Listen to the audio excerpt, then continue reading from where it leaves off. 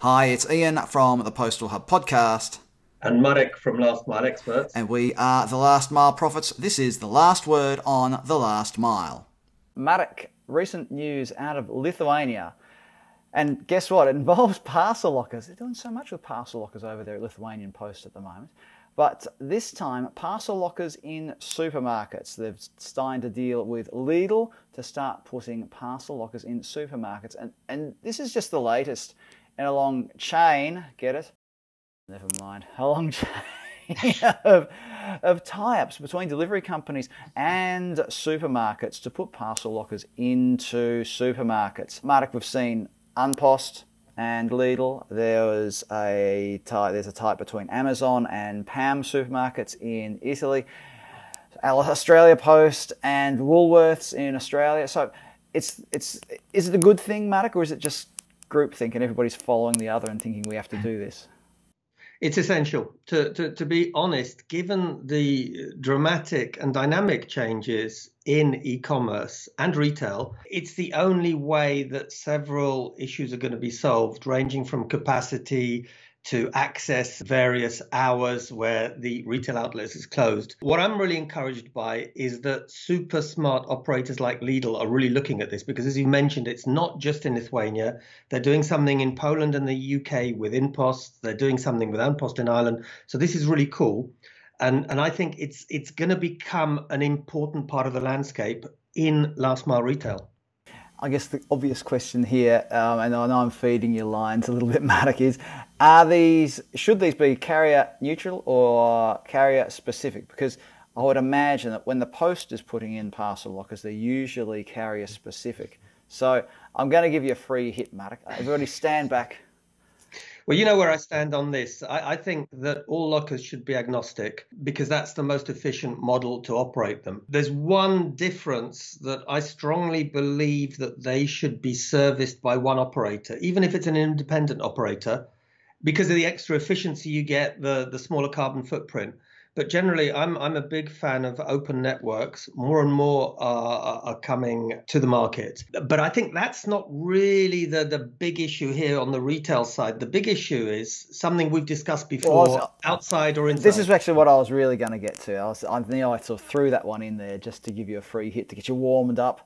But the parcel lockers that Amazon has done in Italy, those parcel lockers are inside the supermarket, whereas other parcel lockers have been installed outside the supermarket, but still on the supermarket premises. And I suppose there must be some that are inside shopping centres. But let's just stick with this idea of inside versus outside, because I can see that there are issues connected to this. One of the things I've heard you say many times over the years has been about consumer access to parcel lockers. So if they're inside the supermarket, straight away you're limiting the access to supermarket opening hours compared to having them outside the supermarket where they're going to be accessible, 24 hours a day. Now, I know some supermarkets might be open 12 hours a day or even longer, but still it's going to be less than 24 hours a day, right? Absolutely. And let's be very honest. An outside machine is infinitely superior, both for the customer, because he or she will have access in the easiest possible manner.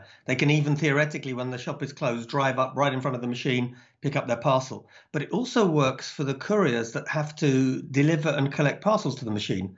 Can you imagine going into the store with an armful of parcels, potentially having to do that twice because you've got too many, in the middle of a busy peak day?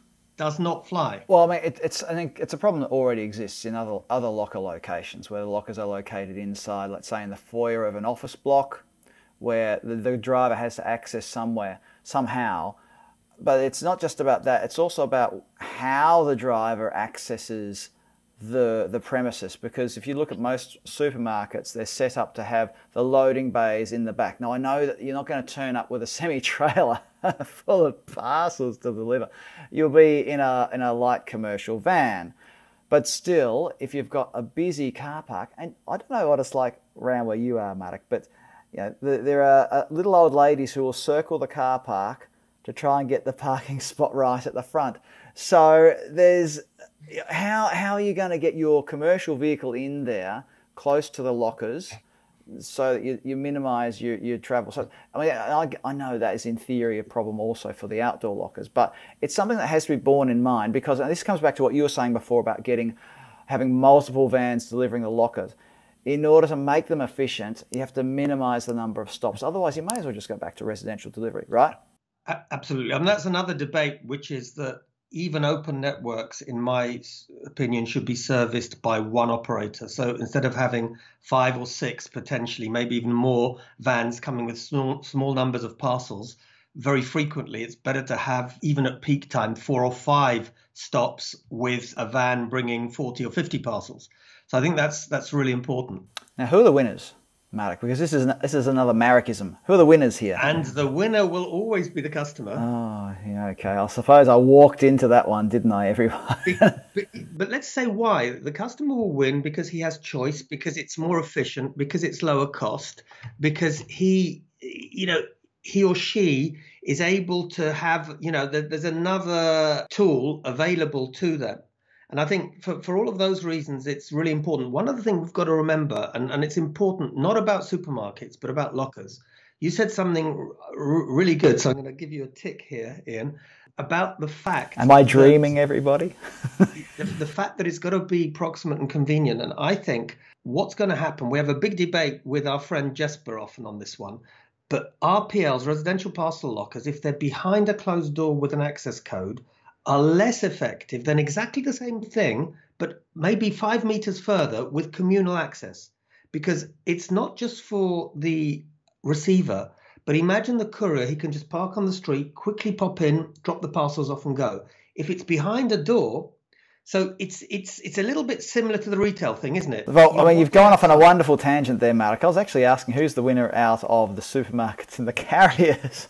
I had to do a little Ianism today. You did. It's not me going off on a tangent today. Really quickly, in the time we've got left, because this idea of supermarkets hosting parcel lockers is a subset of retailers hosting parcel lockers, and retailers, whether they're using the parcel lockers for delivery of their own items in a click and collect situation, or whether it's going to be parcels for, they're just coming via the carrier. So a quick comment on this, Marek.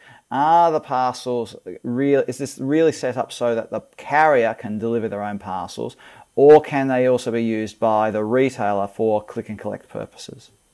You won't be surprised to hear me say, Ian, it depends. It depends.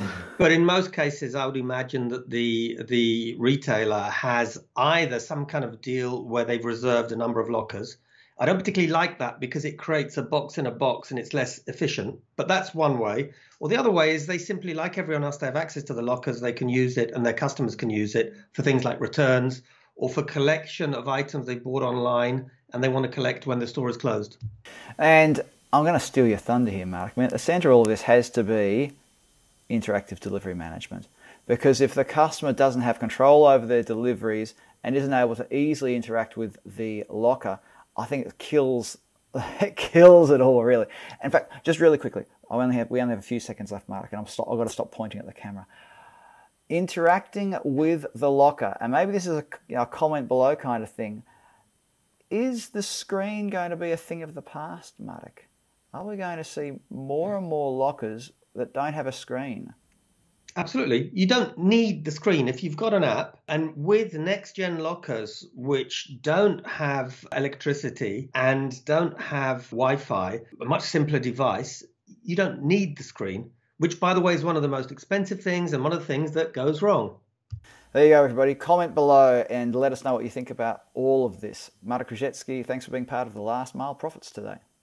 Thank you. And what I'd really like, if I can just add one thing, maybe we go over time, be great to have some of our pals from the various producers. We've met a lot of people now during Post Expo. So we've got new friends from Kerr, from Kerr. We know the guys at Swipbox in Post. It would be really good to get your opinions.